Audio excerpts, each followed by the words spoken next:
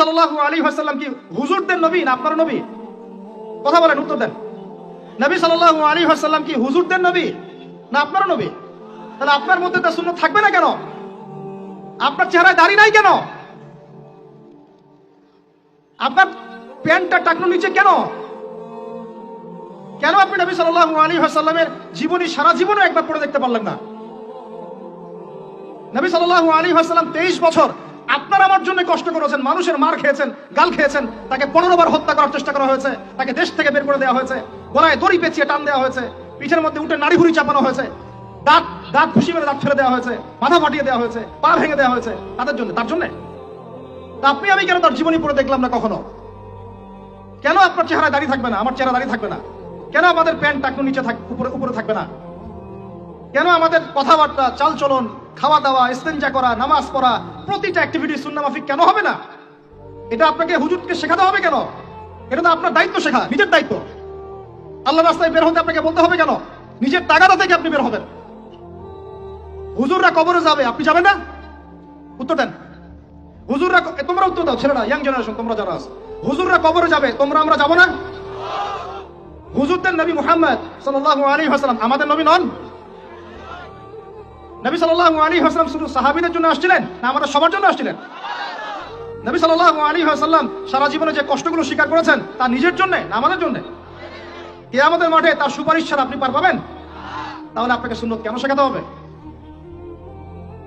কেন আপনাকে মেসি নেইমারের হিস্ট্রি পড়াতে হয় না? আপনি তো নিজেই জানেন। কেন আপনাকে এই নায়ক নায়িকাদের হিস্ট্রি পড়াতে হয় না? আপনি নিজেই জানেন, খোঁজ খবর নেন। কিন্তু মুহাম্মদ সাল্লাল্লাহু আলাইহি ওয়াসাল্লাম সম্পর্কে এত গাফেল কেন? সুন্নাত না জানলে বেদাত চিনবেন কিভাবে? সুন্নাত চিনলে পরে তো বেদাত চেনা যাবে। এগুলো সুন্নাত, এগুলোর বাইরের গুলো বেদাত। তখন তো বেদাতের আলাদা করে সংজ্ঞা আপনাকে শেখাতেই হয় না। মুসলিম পরিবারে জন্ম নিয়েও তাওহীদ চিনতে পারছি না, শিরকের মধ্যে লিপ্ত আছে। সুন্নাত চিনতে পারছি না, বেদাতে লিপ্ত আছে। নামাজ, সুবহানাল্লাহ, মুসলিম পরিবারে জন্মগ্রহণ করে নামাজ পড়েন না কেন? নামাজ কি হুজুরদের উপর ফরজ? বলেন। আপনার বয়স কি 10 বছরের নিচে? তাহলে আপনি নামাজ পড়েন না কেন? ফরজ মানে কি? আপনি ইচ্ছা হইলে করলেন, ইচ্ছা হইলে করবেন না, নাকি? এটা ফরজ? ফরজ হয়তো বুঝেন। ফরজ কি?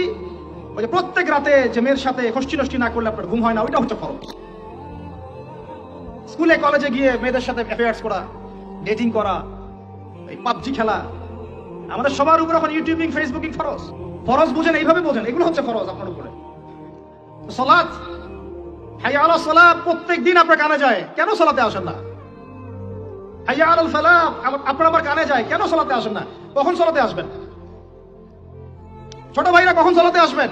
যখন আপনার বয়স হবে 50, ওই সময় এসে প্রথম কাতারে চেয়ার নিয়ে দৌড়াদৌড়ি করবেন। আমরা যখন মসজিদে যাই, প্রথম কাতারগুলোতে প্রথম 2টা কাতার থাকে বয়স্করা, বৃদ্ধরা, যুবকরা নাই।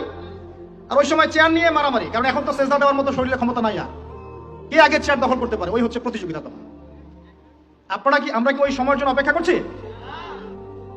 সুবহানাল্লাহ। নামাজ পড়লে কি আপনি জঙ্গি হয়ে যাবেন? নামাজ পড়লে আপনি কি মানবতা বিরোধী অপরাধী হয়ে যাবেন? এই ফাইজলামি মার্কের কথাবার্তা যারা বলবে, সমাজ থেকে বয়কট করে দিবেন, সামাজিক প্রতিবাদ গড়ে তুলবেন। এই শব্দগুলো সস্তা করতে করতে যাকে তাকে যা ইচ্ছা তাই বলে বেড়াচ্ছে। ধর্মের কথা, ইসলামের কথা বললেই মানুষ সন্ত্রাসী হয়ে যায়। আমরা কি শান্তিপূর্ণ পরিবেশের মধ্যে অশান্তি সৃষ্টি করতে চাই? কোশ্চিনকালেও নয়। কিন্তু আপনার ছেলে, আমার ভাই, আপনার বোন নামাজ পড়বে না কেন? নামাজ পড়লে কি মানুষ খারাপ হয়ে যাবে? বাংলাদেশের যে শিক্ষা প্রতিষ্ঠানগুলো সবচেয়ে ভালো করে, এই তো আপনাদের এখানে ক্যাডেট কলেজ আছে না, রেজাল্ট ওদের চেয়ে ভালো কি করে? দেখেন প্রত্যেকটা স্টুডেন্ট যাদের নামাজ ফরজ, নামাজ পড়ে ঠিকঠাক করে, 5 ওয়াক্ত নামাজ টাইম টু টাইম পড়ে।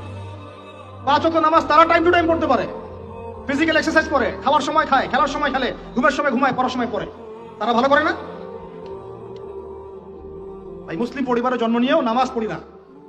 আরো বড় কথা তো বলতে বাকি আছে এখনো। মুসলিম পরিবারে জন্ম নিয়েও হালাল খায় না, বেশিরভাগই হারামের সাথে থাকে।